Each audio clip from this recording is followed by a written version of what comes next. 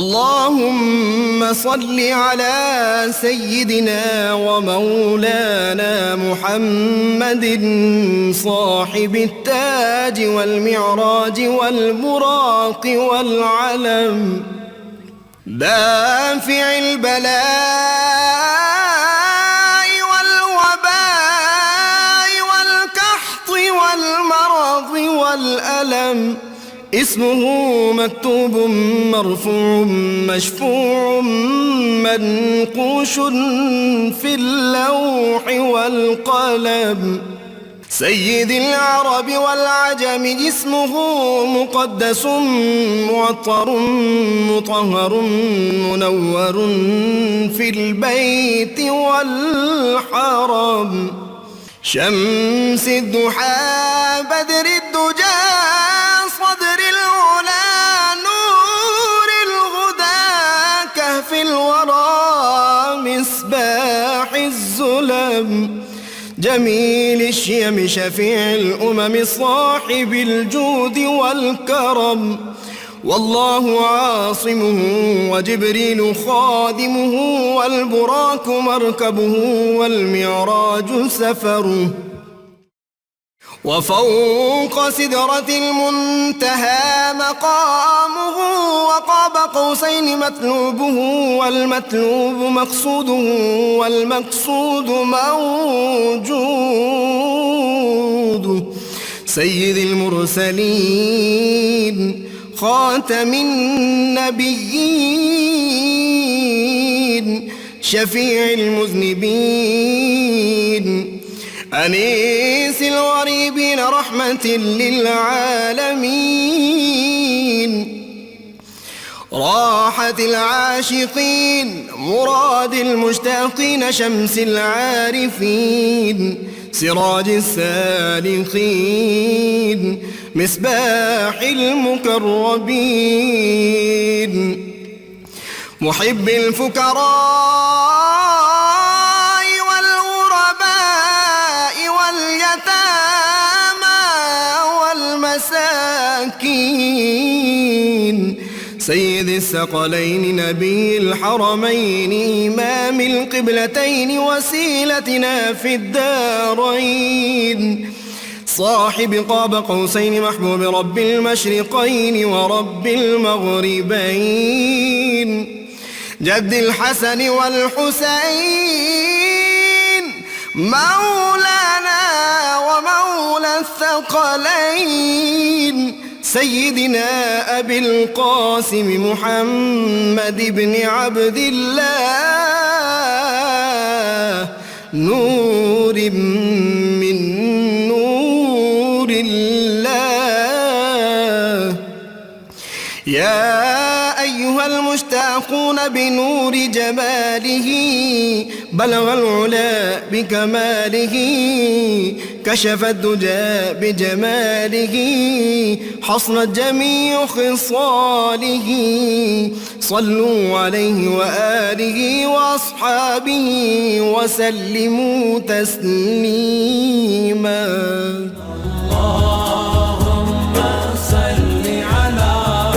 بسم اللہ الرحمن الرحیم. السلام علیکم ناظرین. پروگرام صبح نور کے ساتھ آپ کا میزبان نذیر احمد غازی حاضر ہے. ناظرین کرام، حضرت ابو انیس صوفی محمد برکت علی صاحب رحمہ اللہ کی تالیف اسماء النبی الکریم صلی اللہ علیہ وآلہ وسلم سے ایک اسم مبارک سیدنا السخی صلی اللہ علیہ وآلہ وسلم، ہمارے سردار سخاوت کرنے والے، درود و سلام بھیجے اللہ آپ صلی اللہ علیہ وسلم اور آپ کی آل پاک پر. حضرت عبداللہ بن عباس رضی اللہ عنہ بیان کرتے ہیں کہ نبی کریم صلی اللہ علیہ وسلم سخاوت اور خیر کے معاملہ میں سب سے زیادہ سخی تھے، اور آپ صلی اللہ علیہ وآلہ وسلم کی سخاوت اس وقت اور زیادہ بڑھ جاتی تھی جب جبریل علیہ السلام آپ سے رمضان میں ملتے اور قرآن کا دور کرتے تھے. رمضان میں آپ صلی اللہ علیہ وسلم چلتی ہوا سے بھی زیادہ بھلائی پہنچانے میں سخی ہو جایا کرتے تھے.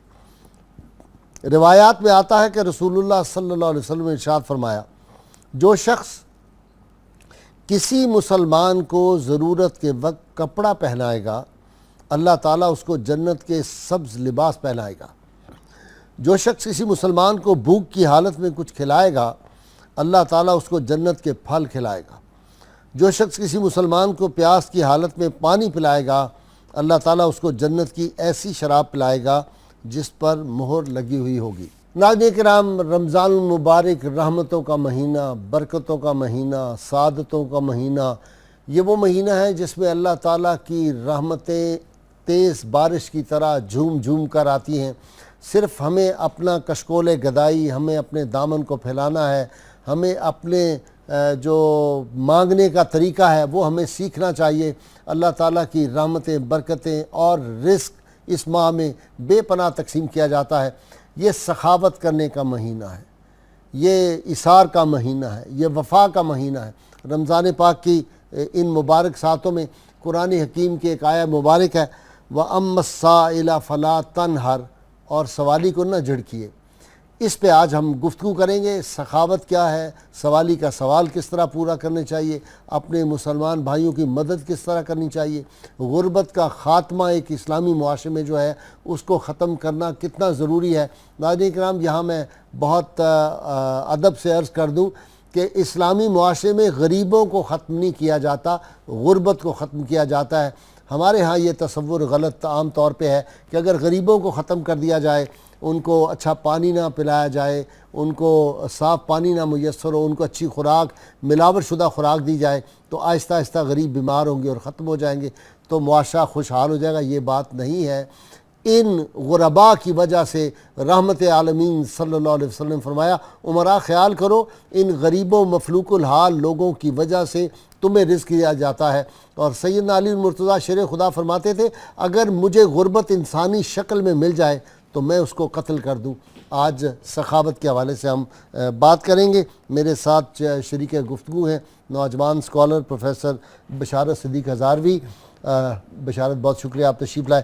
ان کے ساتھ معروف عالم دین علامہ ذوالفقار مصطفیٰ ہاشمی صاحب ہیں، اور ان کے ساتھ نوجوان اسکالر پروفیسر مجاہد احمد صاحب۔ آپ دونوں کا بھی شکریہ۔ پروفیسر بشارت، قرآن حکیم میں کیا تعلیمات ہمیں ملتی ہیں؟ ایک آیہ مبارکہ چھوٹی سی میں نے پڑھ دی۔ بسم اللہ الرحمن الرحیم والصلاة والسلام علی سید الانبیاء والمرسلین۔ بھائی صاحب، جیسا کہ آپ نے شروع میں بھی عرض کیا، اسلام دین فطرت ہے اور یہ اپنے ماننے والوں کو مکمل ضابطہ حیات عطا کرتا ہے۔ انسان چونکہ مدنی الطبع ہے اور مل جل کر رہنے کو پسند کرتا ہے، تو معاشرے کے اندر ایسے بھی بہت سارے افراد ہوتے ہیں جو بنیادی ضروریات زندگی کے لیے بھی تنگ دستی کی صورت کے اندر مبتلا ہوتے ہیں۔ اسلام نے اپنے ماننے والوں کو بڑی خوبصورت تعلیمات دی ہیں، صدقات واجبہ ہوں یا نافلہ ہوں، ان کے ذریعے کہ ان لوگوں کی مدد کی جائے کہ کچھ لوگ وہ ہیں کہ جو تو سوال کرتے ہی نہیں، لیکن ہم جانتے ہیں کہ ان کے حالات کس طرح گزرتے ہیں، مشاہدے کے اندر بات آتی ہے، ان لوگوں کی مدد کی جائے، اور پھر جو مجبور ہو کر سوال کرتے ہیں تو ان کی بھی مدد کی جائے۔ آپ نے جو آیت پڑھی اس کی اندر بھی اسی بات کی طرف اشارہ کیا گیا کہ جو سوالی ہمارے دروازوں پر آتے ہیں ان کو جھڑکنا نہیں چاہیے، اللہ تعالیٰ نے جو مال عطا کیا ہے اس میں سے ان کی مدد کی جائے۔ نبی علیہ السلام نے ارشاد فرمایا کہ 2 آدمیوں کا کھانا 3 کو کفایت کرتا ہے اور 3 کا 4 کو کفایت کرتا ہے۔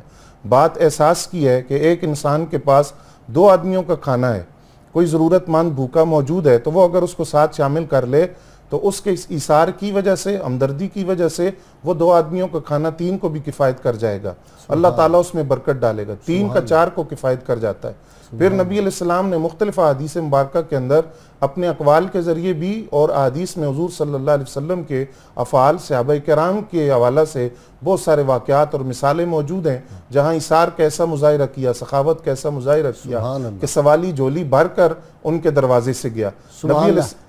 علامہ صاحب، اعظم چشتی نے کہا تھا، کیا کیا نہیں ملتا 2 جہاں کو تیرے در سے، یا رسول اللہ صلی اللہ علیہ وسلم، کیا کیا نہیں ملتا 2 جہاں کو تیرے در سے، ایک لفظ نہیں ہے کہ تیرے لب پہ نہیں ہے۔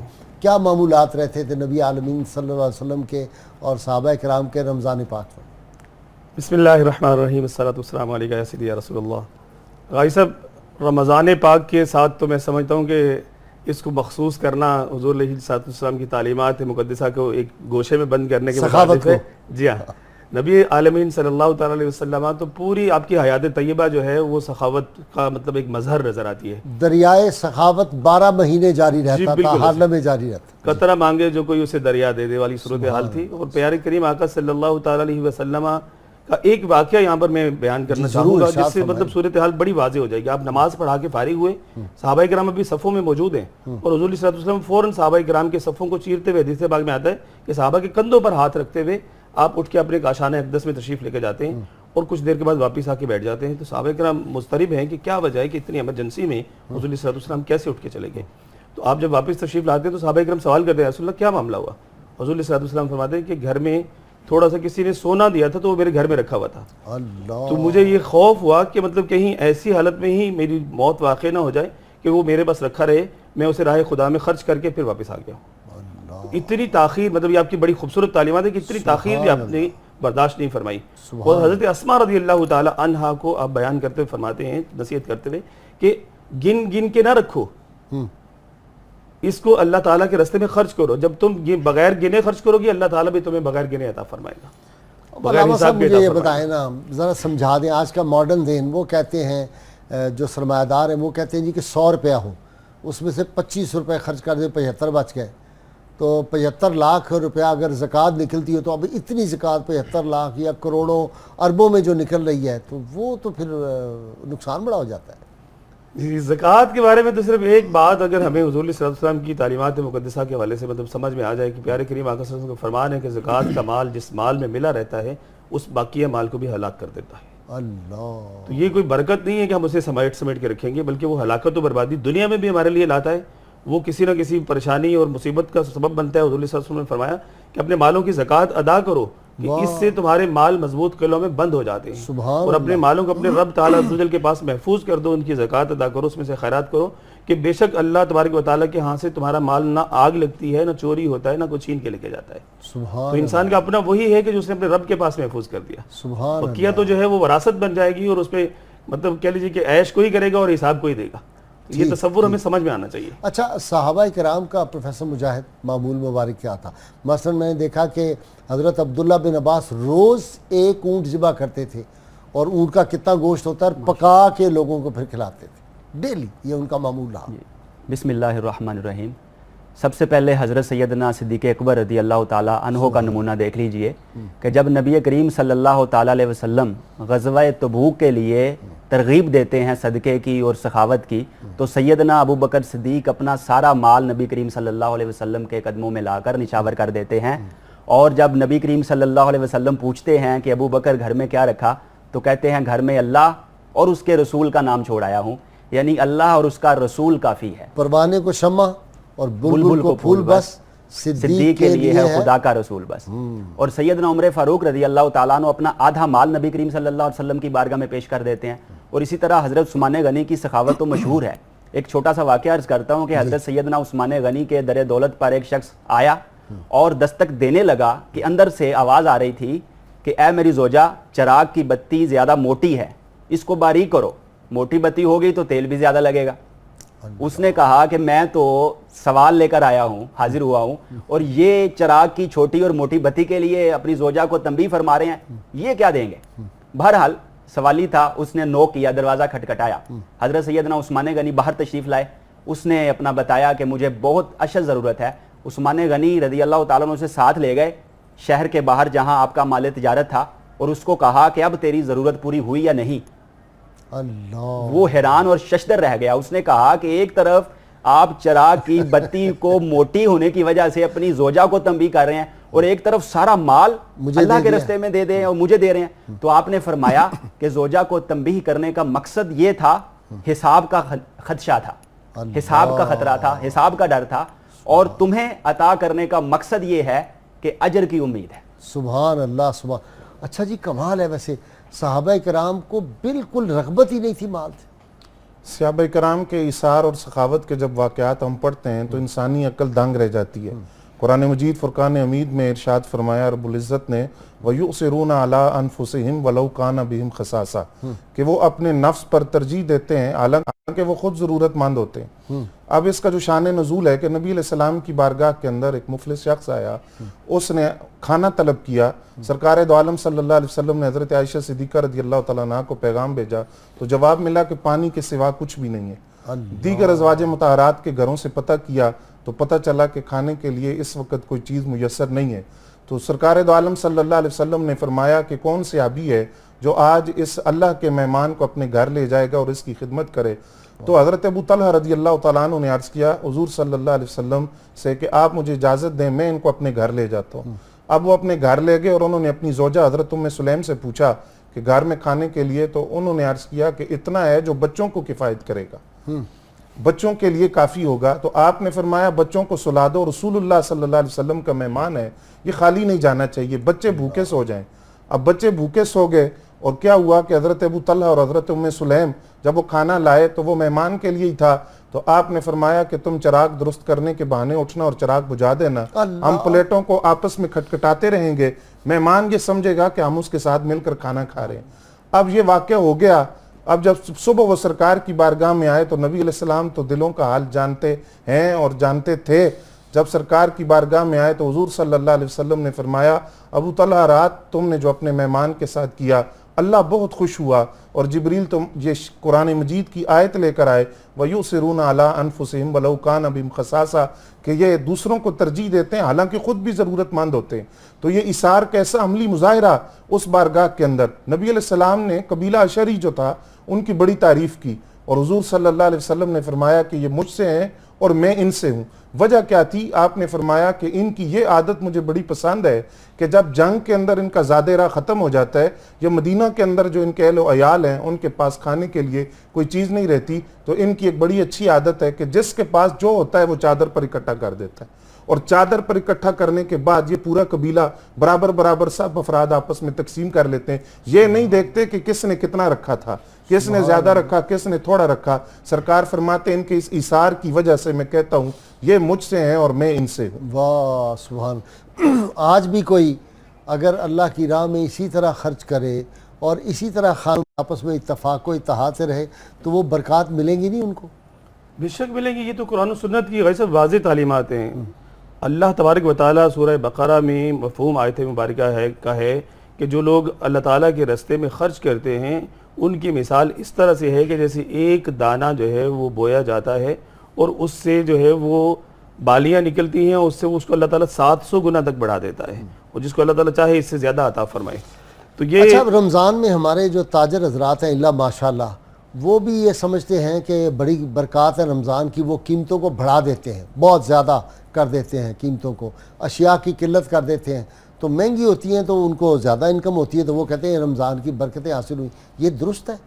یہ قطعاً درست نہیں ہے. یہ تو ظلم ہے, زیادتی ہے, اور یہ تو حقوق العباد کی ایک طرح سے کہہ لیجیے کہ بہت سخت غلطی ہے اور تلافی مطلب اس کے جو ہے وہ ہونی چاہیے, اس کا ازالہ ہونا چاہیے. اس کے بارے میں ہماری تو تربیت اس طرح سے ہونی چاہیے کہ رمضان المبارک کا مہینہ جیسے ہی آئے تو ہمیں اپنے لیے رحمتوں, نعمتوں, راحتوں اور برکتوں کا سامان سمیٹنے کے لیے جو معمول کے جو جی بالکل جو معمول کے بھاؤ ہیں ان کو بھی ہمیں ختم کر دینا چاہیے اور نو پروفٹ نو لاس کی بیسس پہ ہمیں جو ہے اس طرح سے کاروبار کرنا چاہیے کہ ایک مہینہ اپنے رب سے سودا کر کے دیکھیں تو اللہ تعالیٰ اتنا نفع عطا فرمائے گا. اور میں یہ یقین سے کہتا ہوں یہ ایک جیسے آپ نسخے کتاب الشفا کے دیتے ہیں تو یہ ایک نسخہ ہے کہ اس رمضان میں لوگ جو ہے اس پہ عمل کر کے دیکھیں تو پھر دیکھیں کہ کیسے خوشحالی آتی ہے, کیسے ان کے کاروبار کو چار چاند لگتے ہیں اور کیسے ان کو اللہ تعالیٰ جو ہے وہ دنیا آخرت کی نعمتوں سے مالا مال فرماتا ہے. جی او مجاہد آپ بھی اتفاق کرتے ہیں یہ جو علامہ صاحب فرما رہے ہیں؟ جی جی بالکل بجا خرچ کرنے سے مال یار کم ہوتا ہے, ذرا یہ مجھے نہیں سمجھ آتی بات, ذرا سمجھائیں نا.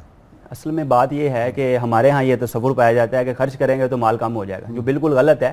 خرچ کرنے سے مال بڑھتا ہے اور خاص طور پہ جو اللہ کے راستے میں دیا جائے. مفتی احمد یار خان نعیمی صاحب اپنی تفسیر نعیمی میں ایک بڑی عمدہ مثال بیان فرماتے ہیں. وہ کہتے ہیں کہ دو کسان ہوں, دونوں کے پاس غلہ ہے, ایک کسان اسے محفوظ کر کے رکھ لے اور دوسرا کسان اس غلے کو بو دیتا ہے زمین میں.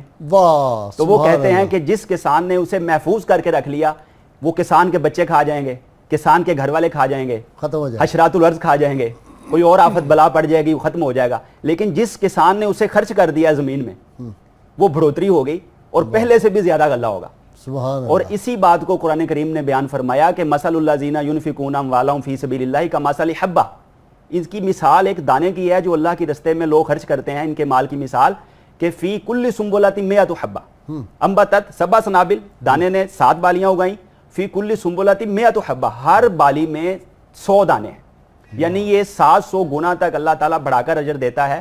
اور زمین اللہ کا 700 گنا جو ہے وہ ہمارا 700 گنا نہیں ہے. اور یہ سمجھانے کے لیے مجھے لگتا ہے یہ صرف مثال تو 7 کروڑ گنا بڑھ جائے گا تمثیلاً اور مثال کے طور پہ. اور یہاں یہ بھی عرض کرنا چاہتا ہوں کہ یہاں جو زمین کی مثال دی گئی ہے اس میں ہم خرچ کرنے والوں کے لیے اشارہ دیا گیا، کیونکہ کھیتی کب ہوتی ہے، کھیتی اچھی کب ہوگی، کسان اچھا ہو، ماہر ہو، زمین اچھی ہو، بیج اچھا ہو اور بر وقت ہو. تو اسی طرح جو اللہ کے راستے میں خرچ کرتے ہیں ان کو مثال سے سمجھایا گیا کہ خرچ کرنے والا بھی مومن ہونا چاہیے، صاحب ایمان ہونا چاہیے، اور جس زمین میں خرچ کر رہا ہے، جس مصرف میں دے رہا ہے وہ بھی بہترین ہونا چاہیے. ہمارے ہاں یہ المیہ ہے کہ والدین بھوکے ہوتے ہیں اور ہم باہر خرچ کر رہے ہوتے ہیں، بچے بھوکے ہوتے ہیں ہم باہر خرچ کر رہے ہوتے ہیں، بیوی گھر میں بھوکی ہم باہر خرچ کر رہے ہیں، رشتہ دار اعزاء و اقارب سفید پوش لوگ بھوکے ہیں اور ہم پیشہ ور بگاریوں کو ڈھونڈتے پھرتے ہیں. تو مصرف بھی بہترین ہونا چاہیے. اچھا یہ بھی دیکھا ہے کہ مثلاً بڑی بڑی محافل منعقد کر لیتے ہیں، محفل نعت، اس پہ لاکھوں روپیہ میں نے دیکھا لوگوں کو خرچ کرتے ہیں، پھر وہ میڈیا پہ ڈائریکٹ پروگرام چلواتے ہیں وہ سارے، اور مال بہنوں کا اور بھائیوں کا حق آیا ہوتا ہے. میں ایسی مثالیں جانتا ہوں. جی بالکل آپ بجا فرما رہے ہیں. اصل بات یہ ہے کہ ہمیں ترتیب کو ملحوظ خاطر رکھنا چاہیے کہ قرآن کریم میں بھی ہے کہ پوچھا گیا نبی کے اللہ تعالیٰ سے، جو اللہ تعالیٰ نے ارشاد فرمایا ہے کہ پوچھتے ہیں آپ سے کہ مال کدھر کیسے خرچ کریں، کس پر خرچ کریں. فرما دیجئے کل الحف، ضرورت سے زیادہ ضرور جو بچ جائے خرچ کرو. اور ایک جگہ پہ ہے کہ مال میں کس کا حق ہے، سب سے پہلے والدین کو رکھا گیا، پھر اعزاء و اقارب کو رکھا گیا. تو یہ کیسی محفل ہے کہ جہاں اعزاء و اقارب کا حق مار کے محفل کروائی جا رہی ہے، والدین کا حق مار کے محفل کروائی جا رہی ہے. وہ ایک مستحب عمل ہے، اور والدین کو خرچ کرنا، ان کی خدمت کرنا، اعزاء و اقارب کو دینا، تو یہی بات ہے کہ اس سے بھی بڑھ کے عمل ہے. جی اس سے بڑھ کے عمل ہے، اور ہمیں ترتیب کو ملحوظ خاطر رکھنا ہے. اچھا جی ایک تلخ سوال ہے لیکن اس کا جواب ضرور دیں، پتہ نہیں لوگ پسند کریں نہ کریں.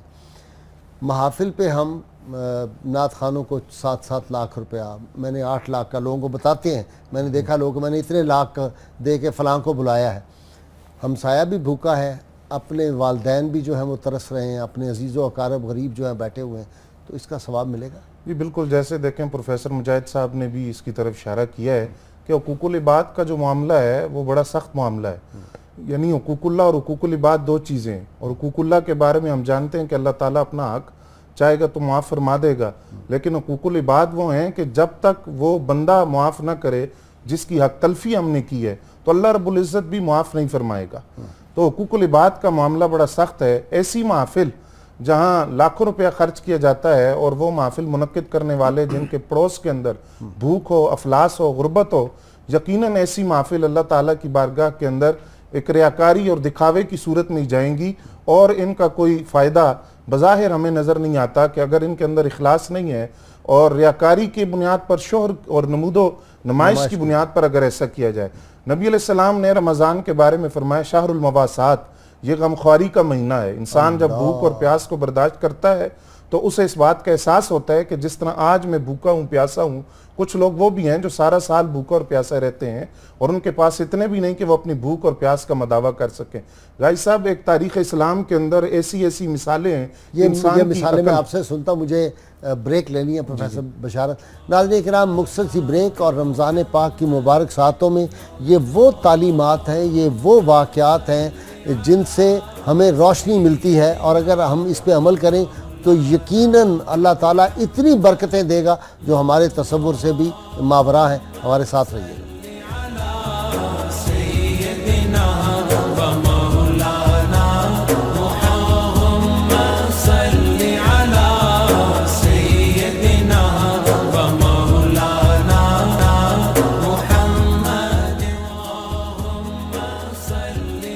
ویلکم بیک ناظرین کرام.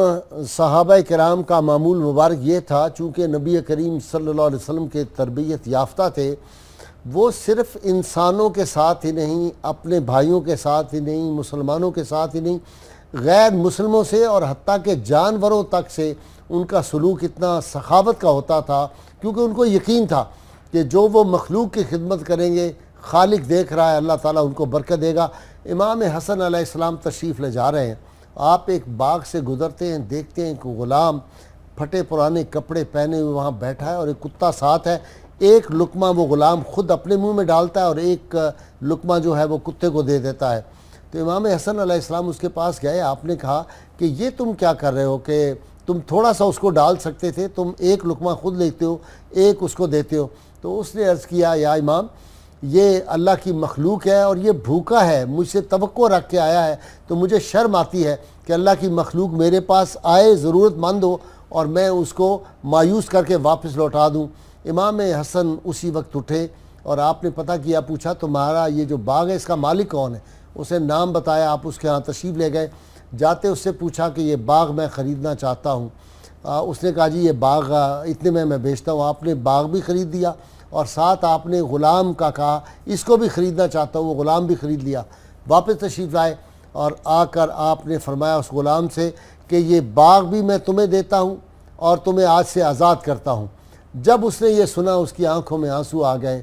اس نے کہا اس اللہ نے مجھے اتنا زیادہ دے دیا، اسی وقت کھڑے کھڑے جس اللہ نے مجھے آج آزادی دی، جس اللہ نے آج مجھے اتنا بڑا باغ دیا، میں یہ باغ بھی اللہ کی راہ میں دیتا ہوں اور یہ اپنی جو آزادی ہے یہ بھی وقف کرتا ہوں دین اسلام کے لیے۔ ناظرین کرام، یہ واقعات کوئی قصے کہانیاں نہیں ہیں، یہ افسانے نہیں ہیں۔ اس آسمان کی آنکھوں نے یہ دیکھا، تاریخ کے اوراق نے یہ رقم کیا، اور ان باتوں پہ اگر آج بھی عمل کریں تو نتائج وہی ہوں گے، برکات وہی ہوں گی۔ ٹھیک میں عرض کر رہا ہوں ہاشمی جی صاحب؟ بے شک ایسا ہے، اور نبی رحمت صلی اللہ علیہ وسلم کے آگوش محبت اور آگوش رحمت سے پروردہ جو صحابہ کرام رضوان اللہ تعالیٰ اجمعین ہیں، ان کی زندگیاں بہترین نمونہ ہمارے لیے۔ جی حضرت سیدنا سلمان فارسی رضی اللہ عنہ مدائن کے گورنر ہیں، سیدنا عمر فاروق رضی اللہ عنہ کے دور میں 5000 دینار یا درہم آپ کو جو ہے وہ وظیفہ ملتا ہے، سارے کا سارا راہ خدا میں خرچ کرتے ہیں۔ اللہ، پوچھا آپ کی گزر اوقات کیسی ہوتی ہے؟ فرمانے لگے کہ میں ایک درہم کے کھجور کے پتے خرید کے لاتا ہوں اور ان کھجور کے پتوں سے میں ٹوپیاں بناتا ہوں، یا اس کی کھجور کی مطلب وہ جو کہہ لیجیے کہ روٹی رکھنے کی ٹوکری بنتی ہے، ٹوکریاں بناتا ہوں، ٹوپیاں یا ٹوکریاں بناتا ہوں، اور وہ میرے 3 درہم کے بک جاتے ہیں۔ ان میں سے 1 درہم اپنی ضرورت کے لیے رکھ لیتا ہوں، 1 درہم اس میں سے بھی راہ خدا میں خرچ کر دیتا ہوں، اور 1 درہم پھر بچا کے اس کے پھر دوبارہ پتے خرید کے لے آتا ہوں۔ یہ جامع ایک ایسا اصول آپ نے بیان فرما دیا۔ اور علی المرتضیٰ شیر خدا رضی اللہ تعالیٰ عنہ گھر میں تشریف لے جاتے ہیں، سیدہ کائنات فاطمہ الزہرا رضی اللہ تعالیٰ عنہ سے پوچھتے ہیں کچھ کھانے پینے کے لیے، فرماتی ہیں کچھ بھی نہیں ہے، کوئی چیز گھر کی آپ دیتی ہیں کہ اس کو فروخت کر کے تو کھانے کی کوئی چیز لے کر آ جائیں۔ آپ جاتے ہیں 6 درہم کی وہ بکتی ہے، رستے میں کوئی سائل ملتا ہے وہ اس کو دے دیتے ہیں، واپس اس خیال سے آ رہے ہوتے ہیں کہ اب جا کے کیا کہوں گا، تو ایک شخص کھڑا ہوا نظر آتا ہے، کہتا ہے اونٹنی ہے یہ خریدو گے؟ آپ کہتے ہیں میرے پاس پیسے نہیں ہیں، کہتے ہیں پیسے بعد میں دے دینا، کتنے کی بیچو گے؟ کہتے ہیں جی 100 درہم کی بیچوں گا۔ آپ وہ اونٹنی لیتے ہیں، لے کے آگے چلتے ہیں، آگے ایک اور جو ہے وہ شخص کھڑا ہوتا ہے، کہتا ہے اے علی المرتضیٰ آپ اونٹنی بیچیں گے؟ کہتے ہیں ہاں بیچوں گا۔ کتنے کے لیے؟ کہا میں نے 100 درہم کے لیے۔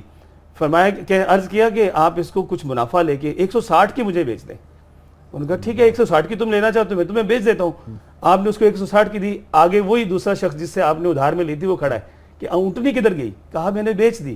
کتنے کی بیچی؟ کہا میں نے 160 کی بیچی۔ کہا میرا 100 نکالو۔ 100 نکالا، گھر گئے، حضرت سیدہ فاطمہ رضی اللہ تعالیٰ عنہ 60 دینار 60 درہم دیکھ کے بڑی مطلب متعجب ہو گئی کہ اتنے سارے پیسے کدھر سے آ گئے، اتنی تو مہنگی چیز نہیں دی تھی۔ آپ نے کہا کہ یہ معاملہ ہوا ہے۔ حضور صلی اللہ علیہ وسلم کی خدمت میں، نبی غیب دان صلی اللہ علیہ وسلم کی خدمت میں پہنچے، حضور صلی اللہ علیہ وسلم نے فرمایا علی کیا ہوا؟ جانتے وہ کون تھا جو تمہیں اونٹنی بیچنے کے لیے آیا اور تم سے اونٹنی خریدنے والا؟ کہا وہ سیدنا میکائیل علیہ السلام تھے، اللہ، جو تمہاری تربیت کے لیے آئے تھے۔ سبحان اللہ۔ اب اس میں کتنا خوبصورت سبق موجود ہے۔ سبحان ہمارے اللہ، ہاں پہلے تو خرچ کرنے کا مطلب کہہ لیجیے معاملہ نہیں ہے، اگر خرچ کر دیں تو پھر وہ تکلیف دہ صورتحال ہوتی ہے کہ دروازے کے آگے جو ہے فقراء کی لائن لگی ہوئی، ہمیں ہمارا سٹیٹس سمبل ہونا چاہیے۔ رمضان میں تو آپ کو یہ منظر عموماً گھر گھر میں نظر آئے گا، بڑے جو گھر ہیں ان کے سامنے فقراء کی لائنیں لگی ہوتی ہیں، عزت نفس ان کی برباد۔ ساتھ فوٹو بھی جی ہاں، بنتی ہے، فوٹو ساتھ قرآنی ضروری ہے، ٹی وی پہ بھی میڈیا ہونا آتا ہے۔ ضروری ہے، مطلب اس کا اشتہار بازی ضروری ہے، اور مطلب سب کو پتہ چلنا چاہیے۔ تو اس سے بھی قرآن حکیم فرقان مجید میں منع فرمایا گیا۔ منسٹرز میں نے دیکھا ہے کہ فلاں میں غریبوں میں اس وقت آٹا تقسیم کر رہے ہیں، وہ فوٹو اترتی ہے، اور ایک جگہ تو مجھے پتا چلا کہ وہ انہوں نے کہا جی کیمرہ خراب تھا، انہوں نے کہا پکڑ کے لاؤ بندے، ان کے گھروں سے واپس لا لاؤ اور وہ دوبارہ آ کے ہم سے لیں اور دوبارہ فوٹو بالکل. یا ایھا الذین آمنوا لا تبطلوا صدقاتکم بالمن والعذا. قرآن حکیم فرقان مجید کا حکم ہے کہ ایمان والو اپنے صدقات کو جو ہے وہ احسان جتلا کے اور تکلیف دے کے ضائع نہ کرو.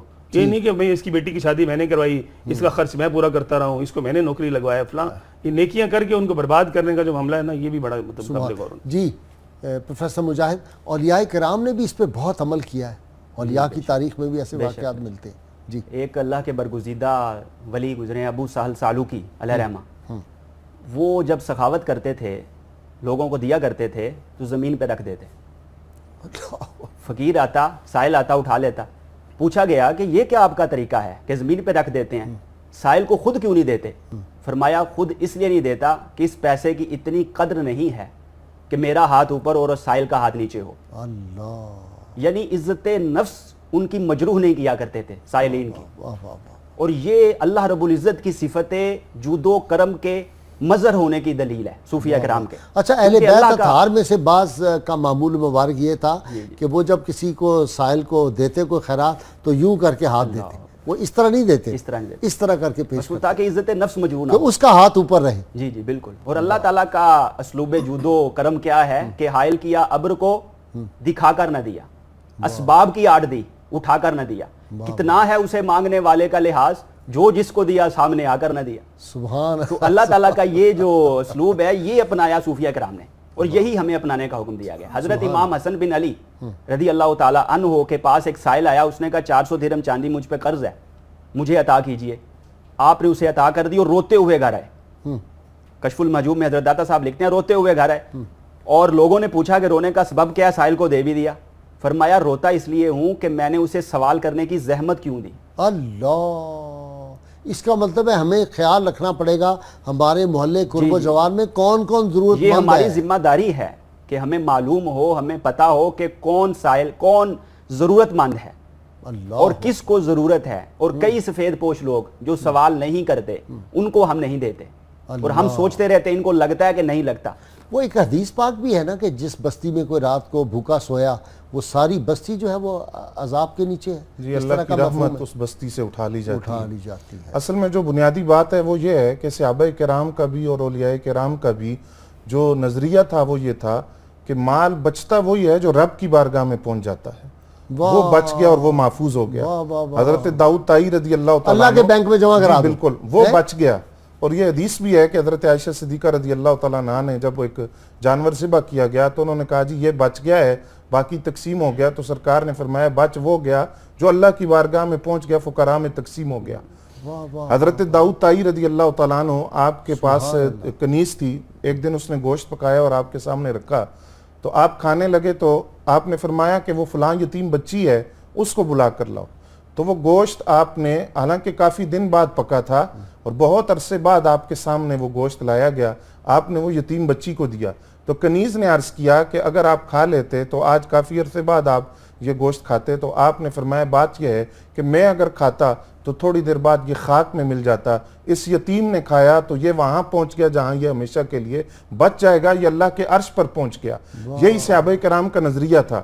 حضرت عثمان غنی رضی اللہ تعالیٰ عنہ کا قافلہ آتا ہے, مدینہ شریف کے اندر کا 8 سالی کا دور ہے. حضرت صدیق اکبر رضی اللہ تعالیٰ عنہ سے عرض کیا گیا تو آپ نے اپنی اس بصیرت اور نگاہ کے ساتھ دیکھا, آپ نے فرمایا شام تک انتظام ہو جائے گا. شام کو قافلہ آیا, 100 اونٹ غلہ لدا ہوا. پوچھا گیا کس کا ہے؟ جی عثمان غنی رضی اللہ تعالیٰ عنہ کا قافلہ ہے.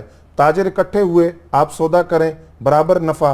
فرمایا نہیں, دگنا نفع, 3 گنا, 4 گنا, 5 گنا نفع. آپ نے فرمایا نہیں دوں گا. ان تاجروں نے کہا کہ اس سے زیادہ نفع آپ کو اور کون دے گا؟ آپ نے فرمایا 10 گنا نفع جو دے تو میں فروخت کرنے کے لیے تیار ہوں. تاجر حیرانگی کی تصویر بن گئے. تو آپ نے فرمایا جانتے ہو 10 گنا نفع کہاں سے ملے گا؟ فرمایا تم گواہ رہنا کہ یہ جو 100 اونٹ ہیں غلہ لدا ہوا میں فقراء میں تقسیم کرتا ہوں, میں اس کی بارگاہ میں سودا کر رہا ہوں جو ایک کے بدلے 10 عطا کرتا ہے. تو یہ سخاوت یہ ہمیں صحابہ کرام کی زندگی میں نظر آتی ہے. ایک عجیب معاملہ ہے, ایسی مثالیں ہیں, انسانی عقل حیران ہے. حضرت امیر حمزہ رضی اللہ تعالیٰ عنہ کی شہادت ہوتی ہے اور آپ جانتے ہیں وہ کس قدر دردناک شہادت تھی. حضرت صفیہ رضی اللہ تعالیٰ عنہ بھائی کی لاش دیکھنے کے لیے آتی ہیں, نبی علیہ السلام ان کو صبر کی تلقین کرتے ہیں. وہ اپنے ساتھ کفن کی 2 چادریں لے کر آئی تھی, ایک چادر تھوڑی بڑی تھی, ایک چھوٹی تھی. وہ 2 چادریں جب وہ لے کر آئیں تو ان کے قریب ہی حضرت سہیل رضی اللہ تعالیٰ عنہ کی لاش بھی پڑی تھی. تو نبی علیہ السلام نے فرمایا کہ صفیہ ایسا نہیں ہو سکتا کہ حضرت امیر حمزہ کو تو کفن دیا جائے اور قریب ایک انصاری صحابی ہیں وہ بغیر کفن کے ان کی لاش پڑی رہے, تو ایسا کرو کہ ایک چادر حضرت سہیل کو دے دی جائے. اب ایک بڑی تھی, چھوٹی تھی, قرعہ ڈالا گیا, بڑی چادر حضرت سہیل کے نام نکلی, ان کو کفن دیا گیا. حضرت امیر حمزہ پر جب چادر ڈالی گئی, سر کی طرف کھینچی جاتی تو پاؤں ننگے, پاؤں کی طرف کھینچی جاتی تو سر ننگا. نبی علیہ السلام نے فرمایا کوئی بات نہیں, سر ڈھانپ دو اور پاؤں کے اوپر پتے اور گھاس ڈال دو. یہ اثار کیسا عملی مظاہرہ ہے کہ انسانی عقل یہاں دنگ نظر آتی ہے. آج ہم تو اس کے بالکل جو کچھ فیصد ہے وہاں تک بھی پہنچ نہیں سکتے, سوچ بھی نہیں سکتے کہ صحابہ کرام اور اولیاء کرام کی سخاوت اور اثار کس پائے کا تھا.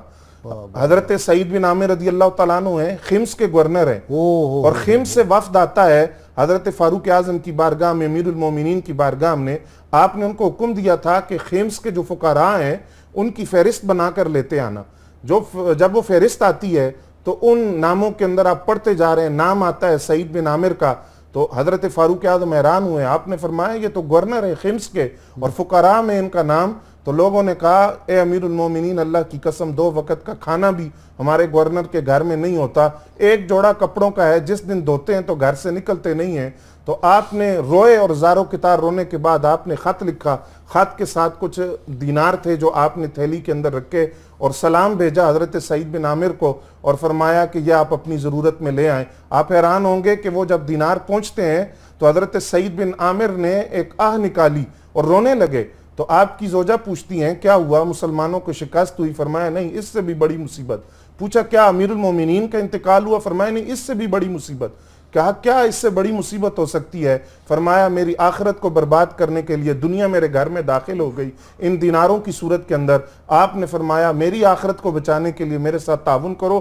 چھوٹی چھوٹی تھیلیاں اسی وقت بنائی گئی اور وہ ساری آپ نے فقراء میں تقسیم کر دی. آج کاش کہ ایسے حکمران اور ایسے گورنر ہمیں نصیب ہوں, ایسے حکمران نصیب ہوں.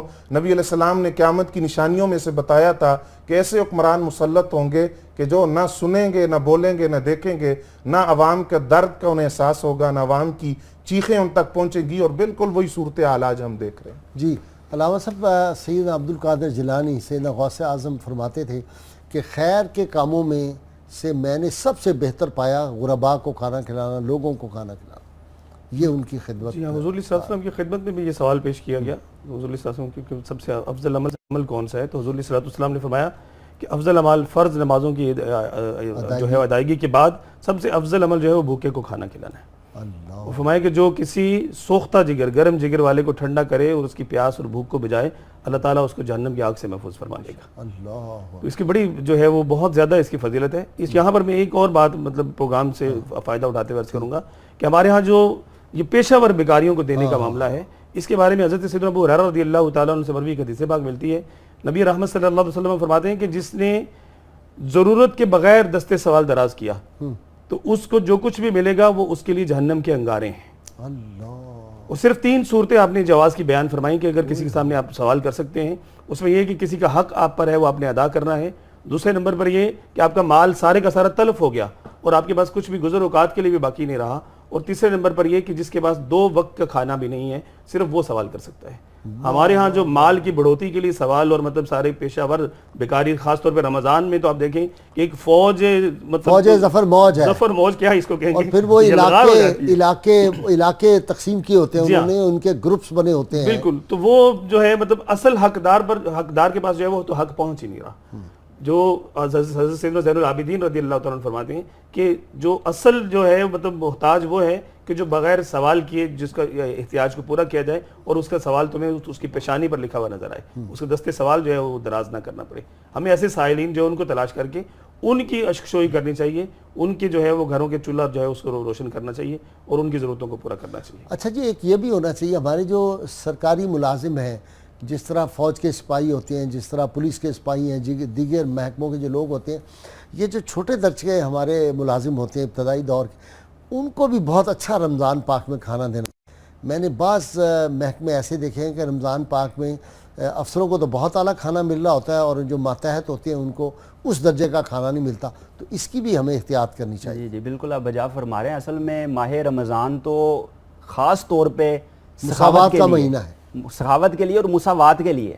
یہ مساوات کا درس دیتا ہے کہ ایک ہی وقت میں اٹھو، ایک ہی وقت میں کھاؤ پیو، اپنے معمولات سارے ایک وقت میں کر لو، اتحاد اور اتفاق اور مساوات کا دامن تھام لو.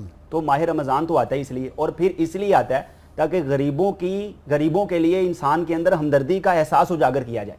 ٹھیک، مطلب دن بھر بھوکا رہنے سے اللہ تعالیٰ کو تو کوئی فائدہ نہیں، ٹھیک، وہ تو ضروریات سے احتیاج سے پاک ہے. یہ ہمیں درس دینے کے لیے ہے کہ دن بھر بھوکے رہو گے، غریبوں کا احساس ہوگا. تو غریبوں کے احساس دلوانے کے لیے مہینہ آیا اور غریبوں کا ہی حق مارا جائے اور پھر کھلایا جائے امراء کو، تو یہ بات سمجھ سے بالا اچھا ہے. ایک اور بات یہاں پہ بڑی ضروری ہے سمجھانے کی لوگوں کو. مثلا تصور یہ ہے کہ اگر داتا صاحب جا کے لوگوں کا روزہ کھلایا جائے گا تو وہاں تو بہت زیادہ چیزیں جمع ہو جاتی ہیں، اور بعض غربا کے محلوں میں بیچاروں کو میں نے دیکھا ہے ایک کھجور بھی میسر نہیں ہوتی وہ جو روزہ کھولنے کے لیے. گاؤں میں لوگوں کو میں نے دیکھا ہے کہ روزہ کھولنے کے لیے کوئی چیز نہیں میسر آتی. تو ثواب تو ہر جگہ ملے گا اللہ تعالیٰ کے ہاں، یہ بھی ایک تصور جو ہے اس پہ ذرا گائیڈ کریں. نبی کریم صلی اللہ علیہ وسلم نے ارشاد فرمایا کہ الخلق عیال اللہ، مخلوق اللہ کا کنبہ ہے. احب الخلق اللہ من احسن الی علیہ، اللہ کے نزدیک محبوب ترین وہ ہے جو مخلوق کے ساتھ اچھا سلوک کرتا ہے. اب مخلوق جہاں پہ بھی ضرورت مند ہے، مخلوق کو جس جگہ بھی ضرورت ہے، یہ امراء کا کام ہے، یہ اہل ثروت کا کام ہے، یہ حکومت کا کام ہے کہ ان کو معلوم ہو کہ کس جگہ کون ضرورت مند ہے. یہ ذمہ داری ہے، وہ کسی جگہ بھی ہو، لازمی نہیں ہے کہ مخصوص مقامات پہ یا مزارات پہ، جہاں بھی ضرورت ہے اس جگہ ضرورت مندوں کی ضرورت کو پورا کرنا چاہیے. ٹھیک. پروفیسر بشارت، ہم تو 5 اسٹار ہوٹلوں میں وہ جو پر ہیڈ افطاری ہوتی ہے اور وہ 1,500 روپیہ 2,000 روپیہ پر ہیڈ ہے، 3,000 روپیہ پر ہیڈ ہے، تو وہ اپنے دوستوں کو بلاتے ہیں، یہ 3,000 پر ہیڈ ہم نے خرچ کیا، تو یہ جو غریب فلانے ہیں ان کو تو ضرورت ہی نہیں، ان کو کیوں دیں ہم؟ اصل میں جو بنیادی سخاوت کی، ایثار کی یا ہمدردی اور غمخواری کی جو روح ہے بنیادی، اس کو سمجھنا چاہیے. وہ یہ ہے کہ وہ جو ضرورت مند ہو.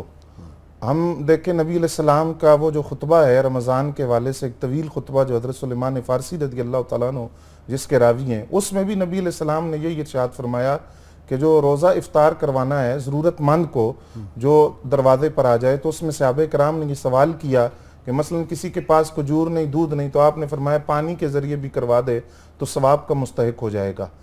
تو وہ جو اصل روح ہے اس کو ہم آج تک نہیں سمجھ سکے کہ وہ ضرورت مند اور فقراء ہیں. اور پھر غازی صاحب یہ صرف افطاری تک ہی محدود نہیں ہے. ہمارے معاشرے کے اندر شادیوں پر کیا ہوتا ہے اور 40ویں کی تقریبات میں کیا ہوتا ہے، وہ جو لوگ اصل حقدار ہیں وہ پیچھے رہ جاتے ہیں، اور جو لوگ جن کو اس چیز کی احتیاج اور ضرورت نہیں ہے وہ آگے آ جاتے ہیں. حالانکہ ثواب تو زیادہ اس میں ہوگا اور فضیلت اس میں زیادہ ہوگی جب وہ چیز کسی مستحق تک پہنچے گی. نبی علیہ السلام کی حدیث ہے، سرکار دو عالم صلی اللہ علیہ وسلم نے ایک موقع پر ارشاد فرمایا کہ جس کے پاس ضرورت سے زیادہ سواری ہے وہ اس کو دے دے جس کو اس کی ضرورت ہے. ضرورت سے زیادہ زیادہ راہ ہے تو وہ اس کو دے دے جس کو اس کی ضرورت ہے. نبی علیہ السلام نے مختلف مال گنوائے. صحابہ کرام کہتے ہیں ہمیں تو یہ خوف لاحق ہوا یا ہم نے یہ محسوس کیا کہ یہ جو زائد چیز ہمارے پاس ہوتی ہے اس پر ہمارا کوئی حق ہی نہیں ہے، یہ تو ان لوگوں کی ہے جو اس کے ضرورت مند ہے. اور اسی محمدی یونیورسٹی سے پڑھے ہوئے تربیت یافتہ صحابہ کرام کے اس اثار کا عالم یہ تھا کہ ایک صحابی رسول ایک بکری کی سری کسی کے گھر تحفہ بھیجتے ہیں تو وہ یہ سوچتے ہیں کہ میں کھا تو لوں گا لیکن ہو سکتا ہے کہ وہ دوسرے صحابی کو اس کی ضرورت ہو، وہ دوسرے صحابی کے گھر بھیجتے ہیں. وہ سوچتا ہے کہ فلاں صحابی کی ضرورت ہو، وہ اس کے گھر بھیجتے ہیں. 7 گھر سری پھرنے کے بعد واپس اسی کے گھر آتی ہے جہاں سے چلی تھی. ایسا اثار. اور پھر جنگ کے اندر جہاں جنگ یرموک والا حضرت ابو جہل رضی اللہ تعالیٰ عنہ والا واقعہ، پانی طلب کیا جا رہا ہے اور پانی پاس پہنچ جاتا ہے اور ایک صحابی رسول جو ہیں وہ بالکل موت کے قریب پہنچ چکے، لیکن وہ کہتے ہیں کہ وہ پہلے دوسرے بھائی کو پانی پلاؤ، اس کو ضرورت ہے. وہ اس کے پاس پہنچتے ہیں، وہ کہتے ہیں نہیں پہلے اس کو پلاؤ. جب پلانے کے بعد وہ آئے تو وہ شہید ہو گئے، پہلے کے پاس گئے وہ شہید ہو گئے. یہ ایسا اثار آج اس کی ہمیں ضرورت ہے. پھر وہ جو ایک امراء کا طبقہ ہے وہ بڑھتا ہی چلا جا رہا ہے اور غریب پستی اور ذلت کے اندر گرتا چلا جا رہا ہے. اس کی وجہ یہی ہے کہ وہ اثار اور سخاوت ہماری ذات سے ناپید ہو گیا، جس کا درس امام الانبیاء صلی اللہ علیہ وسلم نے ہمیں دیا اور صحابہ کرام نے اپنے اسوہ اور اولیاء کرام نے اپنی تعلیمات کے ذریعے ہم تک پہنچایا تھا. آج ہم وہ پڑھتے بھی ہیں، سنتے بھی ہیں، لیکن اس پر عمل ہمارا بالکل بھی نہیں ہے. ہاشمی صاحب، حضرت عبداللہ بن عمر رضی اللہ تعالیٰ عنہ کبھی اکیلے کھانا نہیں کھاتے تھے اور نکلتے مسجد سے 7 لوگوں کو لے آتے تھے ضرورت مندوں کو کھائیں. تو ان کی اہلیہ نے محسوس کیا کہ وہ کمزور ہو رہے ہیں اور وہ خود کھانا بہت ہی 1-2 لقمے ہی لیتے تھے. تو انہوں نے لوگوں کو منع کر دیا کہ تم ساتھ نہ آیا کرو کھانے کے لیے. تو جب آپ گھر تشریف لائے دیکھا کوئی بندہ آیا ہی نہیں, تو انہوں نے لوگوں کو گھروں سے بلوایا, اور ایک دن جب کوئی نہیں آیا, ان کی اہلیہ نے کوئی روکا ہوگا کسی طریقے سے, تو انہوں نے کھانا نہیں کھایا اس دن. یہ صحابہ کرام کو جو معمول ہے ایثار کا, وفا کا, سخاوت کا, یہ تبھی ان کے نام آج تاریخ میں زندہ ہے. آج 14 صدیاں گزر گئی, 14.25 صدیاں, اور ہم بیٹھے ہوئے کس ادب اور احترام سے ان کا ذکر پاک کر رہے ہیں. غازی صاحب اصل میں تو میں یہ سمجھتا ہوں کہ جو یہ تعلیمات اور یہ کہہ لیجیے کہ محبتیں, یہ فیضان بانٹنے والی جو مسندیں تھی نا, اس کے حوالے سے ہمیں سوچنا پڑے گا کہ وہ لوگ جو جہاں سے یہ درس ملنا تھا, جہاں سے یہ ہدایت حاصل ہونی تھی, جہاں سے یہ روشنی کے سوتے پھوٹنے تھے, جہاں سے یہ چشمے جاری ہونے تھے, وہاں بھی یہ چیز مفقود نظر آتی ہے. اور لینے والے وہ بھی مطلب ایسی صورتحال ہے کہ ہم فیض یا فضل ربی اس کو سمجھتے ہیں کہ ہمارے پاس انبار لگ جائے, ذخیرہ ہو جائے, ڈھیر لگ جائے. یہ نہیں ہے, بلکہ صوفیہ کی تعلیمات یہ ہیں, اہل اللہ کا اور قرآن و سنت کی تعلیمات یہ ہیں کہ فضل اور فیض یہ ہے کہ تمہیں دینے کی توفیق مل جائے, جمع کرنے کی نہیں کہ تمہارے پاس ڈھیر لگ جائے.